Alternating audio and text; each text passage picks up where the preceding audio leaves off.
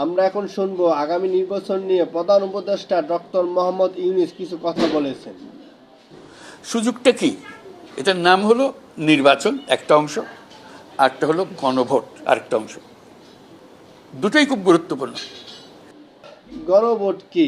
আগামী 12ই ফেব্রুয়ারি জাতীয় নির্বাচন, আর এই নির্বাচন আপনার পছন্দ প্রার্থীকে ভোট দিয়ে জয়লাভ করতে পারবেন। পাশাপাশি আপনি গণভোটও অংশগ্রহণ করতে পারবেন।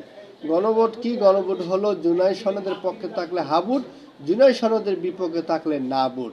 আর এই ভোটের মাধ্যমে আপনার আগামী বাংলাদেশ কিভাবে চলবে, কিভাবে পরিচালিত হবে, আপনি হাফ ভোট বা না ভোট দিয়ে আপনি মতামত প্রকাশ করতে পারবেন।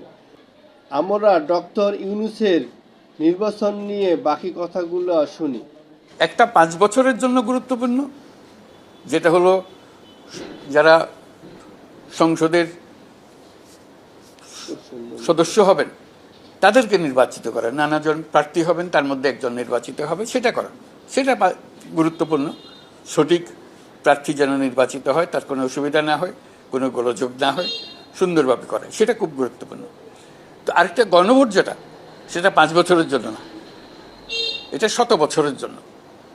100 বছর এটা আমরা স্মরণ করবো যে ওই দিন যে আমরা করে দিয়েছিলাম, সেই জন্য 100 বছর ধরে এবং তার পরবর্তী সময়েও বাংলাদেশ পাল্টে গেল, স্থায়ীভাবে পাল্টে গেল।